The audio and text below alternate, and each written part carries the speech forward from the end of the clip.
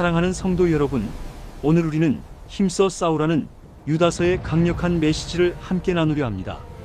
흔들리는 이 시대를 살아가는 우리에게 유다서가 전하는 가장 긴급한 경고에 귀 기울여 보시죠. 유다서는 단 한 장으로 이루어져 있지만 그 안에는 너무나도 절박한 외침이 담겨 있습니다. 이 편지의 저자는 예수 그리스도의 종이자 야고보의 형제인 유다입니다.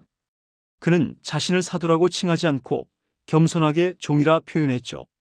사실 유다는 처음에는 일반으로 받은 구원, 즉 우리가 함께 받은 은혜에 대해 나누는 평안한 편지를 쓰려고 했습니다.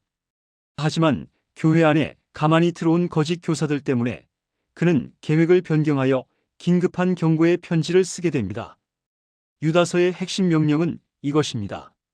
성도에게 단번에 주신 믿음의 도를 위하여 힘써 싸우라. 이는 단순한 논쟁을 넘어 진리를 지키고 왜곡된 가르침에 흔들리지 않도록 분별하라는 의미입니다. 그렇다면 우리가 싸워야 할 대상은 누구일까요? 유다서가 경고하는 적은 외부의 박해자가 아닙니다. 이미 공동체 안에 가만히 들어온 내부의 적, 바로 거짓 교사들입니다. 겉모습만 보면 이들은 우리와 다를 바 없는 신앙인처럼 보입니다. 심지어 교인들과 함께 식사하며 친밀한 관계를 맺기도 하죠.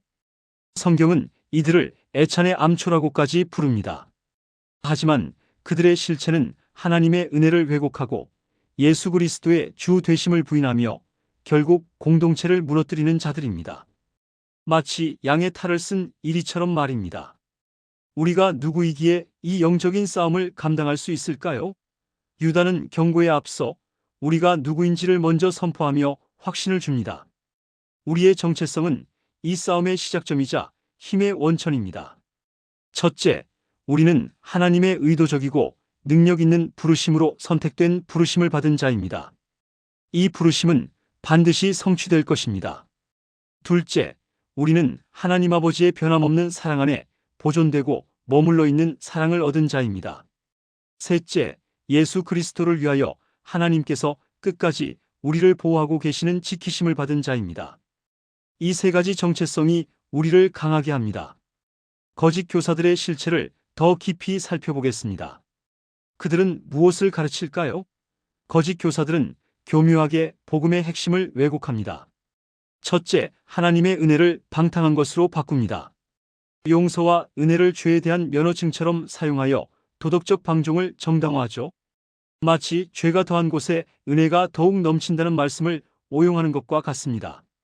둘째, 홀로 하나이신 주제 곧 우리 주 예수 그리스도를 부인합니다. 입으로는 예수를 말할 수 있지만 삶으로는 그분의 권위와 가르침을 거부하며 자기 마음대로 살아가는 것입니다. 그들의 부패한 삶은 그릇된 가르침의 열매입니다. 그들은 도덕적으로 방종하며 이성 없는 짐승같이 본능에 따라 살아갑니다. 또한 탐욕과 교만으로 가득하여 자기 유익을 위해 아첨하고 불만을 토하며 자기 정욕대로 행합니다. 유다는 이들의 행태를 역사 속 대표적인 반역자들의 길을 따른다고 경고합니다. 시기심으로 공동체를 깨뜨렸던 가인의 길, 돈을 위해 하나님의 뜻을 왜곡했던 발람의 길, 그리고 영적 권위에 대항하여 스스로 높아지려 했던 고라의 패역이 바로 그들의 모습입니다. 유다는 거짓 교사들의 결국이 이미 정해져 있음을 세 가지 사례를 들어 경고합니다. 하나님의 심판은 과거에도 있었고 지금도 유효하다는 것이죠. 첫째, 믿지 않은 이스라엘 백성들입니다.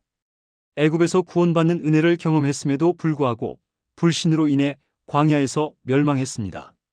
둘째, 타락한 천사들입니다. 자기 지위를 떠나 반역하여 심판의 날 영원한 결박으로 흑암에 갇히게 되었습니다. 셋째, 소돔과 고모라입니다.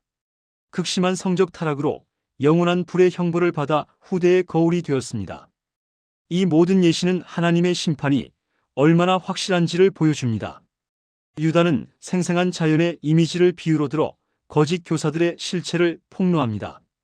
이들은 겉은 화려하나 속은 비어있는 존재들입니다. 애찬의 암초처럼 공동체를 위협하는 숨겨진 위험이며 자기 몸만 기르는 목자처럼 이기심으로 가득한 리더입니다. 바람에 불려가는 물 없는 구름처럼 약속만 하고 실체가 없으며 열매 없는 가을 나무처럼 생명력이 없고 뿌리까지 뽑힙니다. 자기 수치를 뿜는 바다의 거친 물결처럼 혼란만 일으키고 유리하는 별처럼 방향을 잃고 영원한 흑암으로 향하는 존재들입니다. 이러한 심판은 예언되었고 반드시 이루어질 것입니다. 유다는 당시 유대인들에게 익숙했던 에녹서를 인용하여 심판의 확실성을 강조합니다. 여기서 중요한 것은 유다가 에녹서를 성경과 동일한 권위로 인정한 것이 아니라는 점입니다. 당시 독자들이 잘 아는 권위 있는 자료를 활용하여 자신의 경고를 더욱 설득력 있게 전달하려는 수사학적인 장치였죠. 핵심 메시지는 분명합니다. 모든 경건하지 않은 자가 경건하지 않게 행한 모든 일과 주를 거슬러 한 모든 완악한 말에 대해 하나님께서 정죄하실 것이라는 사실입니다. 유다의 경고는 21세기를 살아가는 오늘날 우리에게도 다른 모습으로 반복됩니다. 은혜로 구원받았으니 이제 마음대로 살아도 괜찮다는 값싼 은혜의 주장은 어떻습니까? 시대가 바뀌었으니 진리도 상대적이다라는 진리 상대주의도 만연합니다.